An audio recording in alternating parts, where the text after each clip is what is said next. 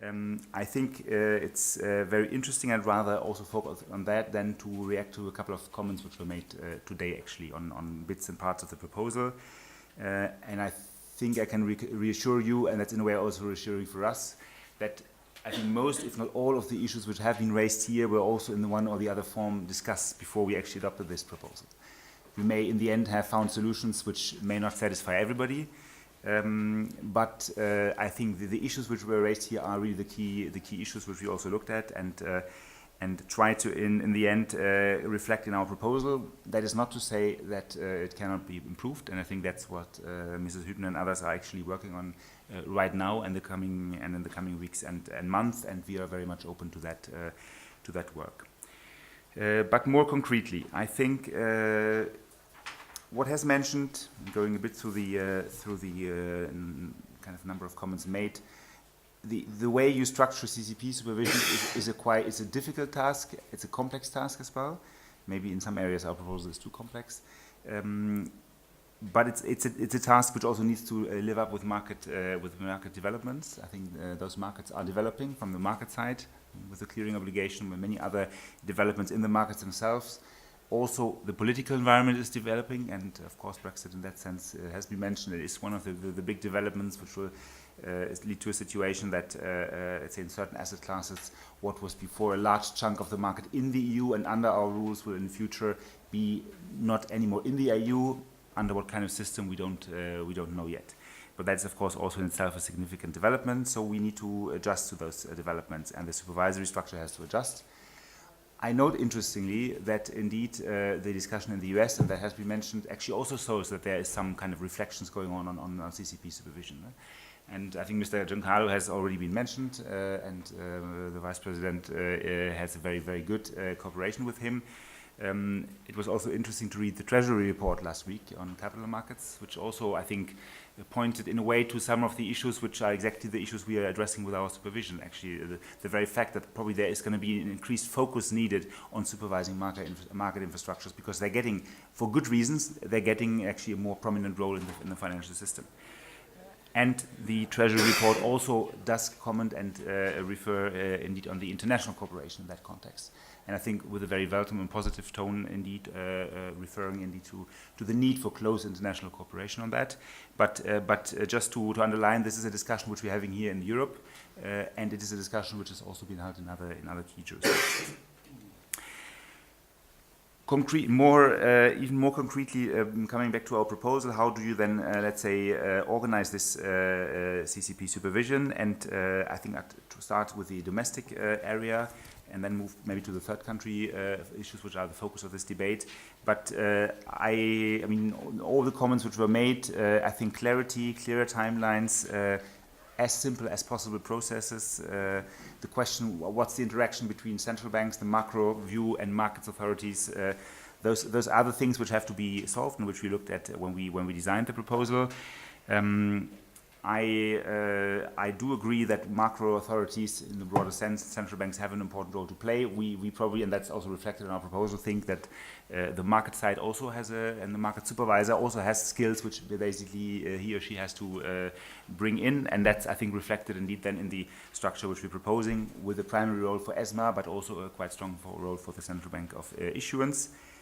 That is a process which sometimes may be too complicated, was mentioned, and I understand the criticism. I think we are right now also looking with member states on how it actually could be improved, because that is, I think, the bigger challenge, to see indeed how you bring these different perspectives from different kind of, from the market side, from the central banking side, from the if you want, the clearing members supervision, how you bring those perspectives together and make sure that they are all actually, even the skills, not even the perspective, but the skills and know-how and experience of those people is all actually brought to the table.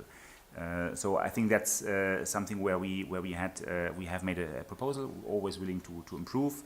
The additional complication is, of course, that in Europe, as long as we also still have, let's say, some levels of responsibility at the national level, you then also have the national level and the European level, which have to somehow interact. And I think, while in theory, indeed, the objective of a single supervisor is what we all, at least from the European Commission, would also have in mind, and many of you would love to do that, to just have a single point of contact. The reality is, unfortunately, that this is a way to go, and there are steps here in between. Moving then to the third country, to the external dimension, I think there we actually see in the discussions as well, which have so far taken place in the Council and the Parliament, that indeed our proposal seems to be a relatively balanced proposal. The issues which have been mentioned today are, and again, the relevant ones which are on the table. On the one hand, indeed, the need to protect financial stability and make sure that in the end, what is systemic for Europe, there's also a way to ensure that this is also regulated properly and prudently. And on the other hand, of course, the clear view and the clear recognition that normally integrated markets tend to bring benefits, and especially in this sector, they tend to bring a lot of benefits. And if you localize, if you disintegrate, that comes with costs. I think we tried in our impact assessment of the proposal to actually to do a relatively thorough assessment. I mean, from our perspective of what those costs would be.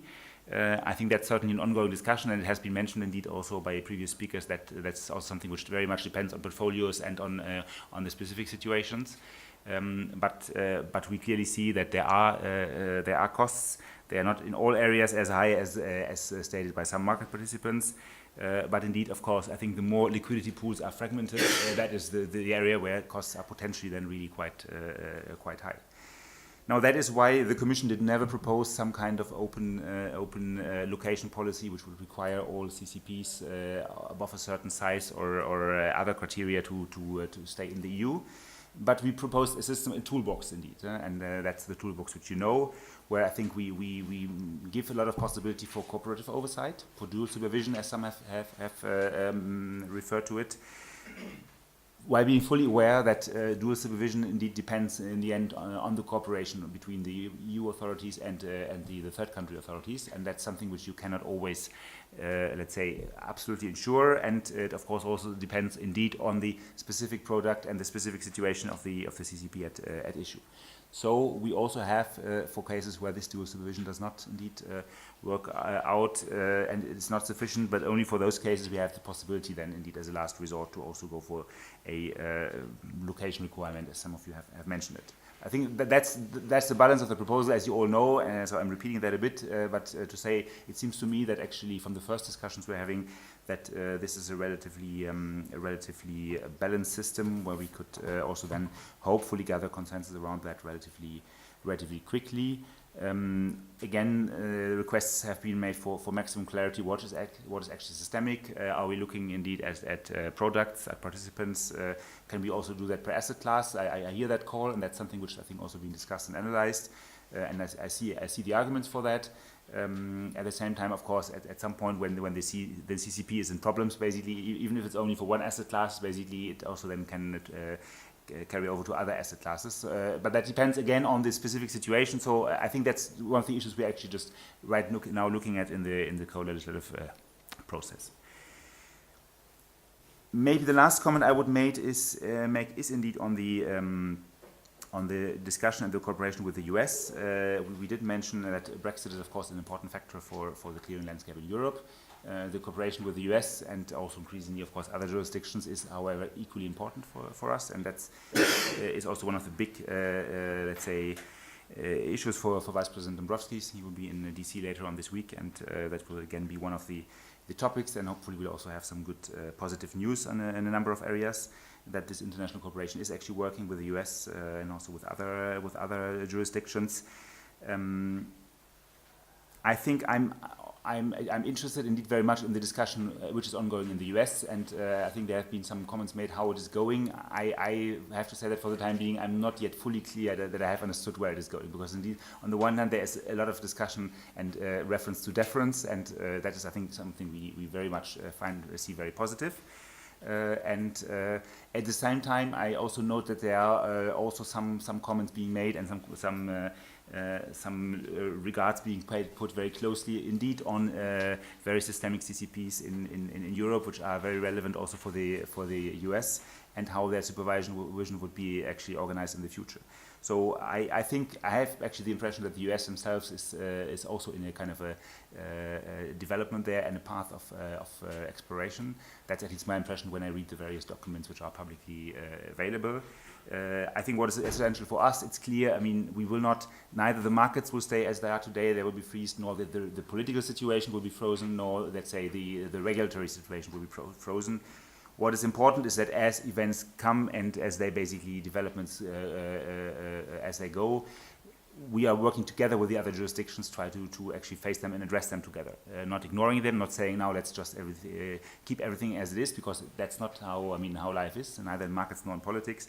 But let's try to work closely together and see how we can actually together, let's say, address them.